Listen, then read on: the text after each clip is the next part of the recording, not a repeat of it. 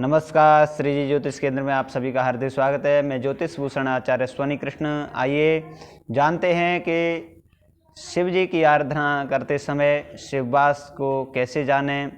तो शिववास देखना विशेष अनिवार्य होता है कब? जब हम शिव जी का रुद्राभिषेक करते हैं, शिवलिंग निर्माण का आयोजन करते हैं, शिव जी की प्रतिष्ठा करते हैं और महामृत्युंजय जप कराते हैं या अनेकानेक प्रकार से शिव जी की उपासना करते हैं, तो उसमें शिववास देखना विशेष अनिवार्य होता है। तो आपको बताते हैं कि शिववास कैसे जान सकते हैं। तो तिथिं च दुगुणीकृत्य वाणेः संयोजयेत् ततः सप्तिश्च हरेद्भागं शिववासं समुद्दिशेत्। अर्थात तिथि को दुगना किया जाता है। अब आपको एक विशेष बात बताते हैं कि कृष्ण पक्ष की प्रतिपदा से चतुर्दशी तक 15 प्लस किया जाता है और अमावस्या में 30 अंक की गणना जोड़ी जाती है। इस प्रकार से आप तिथि को दुगना करें। जैसे कि आज तिथि है प्रतिपदा और प्रतिपदा में आज कृष्ण पक्ष की तिथि है, इसलिए 15 प्लस किया जाएगा। तो 15 प्लस करने के पश्चात कितना हो गया? 16 को दुगना करने पर होते हैं 16 दूनी 32। 32 में प्लस 5 करना होगा, क्योंकि इसमें बताया गया है कि तिथिं च दुगुणी कृत्य वाणेः संयोजयेत्, यानी 5 उसमें प्लस किया जाएगा। तो 5 प्लस करने पर 32 में 5 प्लस करेंगे तो 37 हो जाता है। 37 में 7 का भाग देना होगा। तो 7 का भाग देंगे तो 7 35, 2 शेष बचता है। तो 2 शेष बचने पर शिव जी का वास कहाँ होगा और कैसा होगा? तो आइए आपको बताते हैं। एकेन वासे कैलासे, द्वितीये गौरी सन्निधे, तृतीये वृषभारूढ़ः, सभायां च चतुष्टये, पंचमे भोजनस्यैव, क्रीडायां षष्ठमे तथा शमशाने सप्तशेषश्च। अर्थात एक ही नवासे कैलासे, एक बचने पर कैलाश में वास होता है। द्वितीय गौरी सन्निधि, 2 बचने पर गौरी के साथ में भोले बाबा का स्थान होता है। और तृतीय वृषभारूढ़, 3 शेष बचने पर वृषभ पर आरूढ़ रहते हैं शिव जी, और 4 बचने पर सभा में विराजमान रहते हैं, और 5 बचने पर भोजन करते समय रहता है, और 6 बचने पर क्रीड़ा करते समय भोले बाबा रहते हैं, और शेष 0 बचने पर शमशान में शिव जी का वास होता है।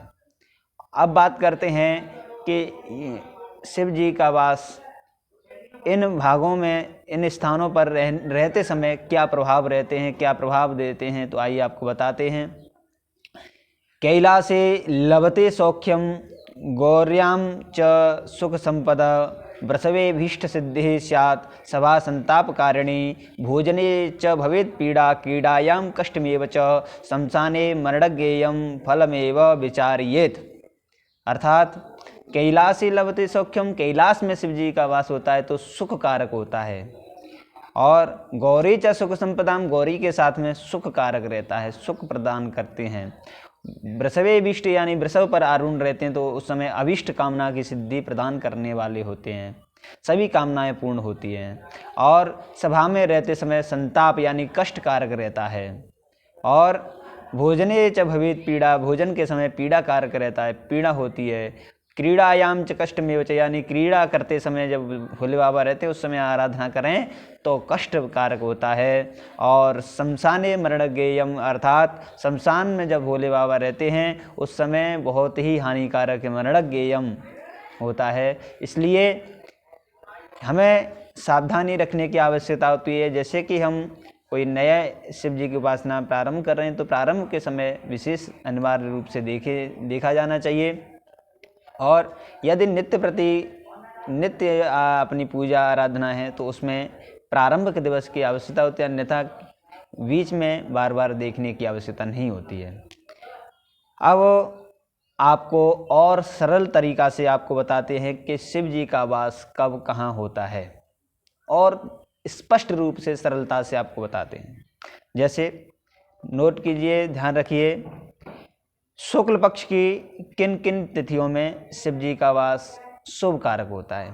2, यानी द्वितीया, पंचमी, षष्ठी, नवमी, द्वादशी, त्रयोदशी, इन तिथियों में शिव जी का वास शुभ कारक होता है। इन तिथियों में आप शुक्ल पक्ष की इन तिथियों में शिव जी की आराधना कर सकते हैं। अब बात करते हैं कृष्ण पक्ष की। कृष्ण पक्ष की किन तिथियों में शुभ कारक होता है?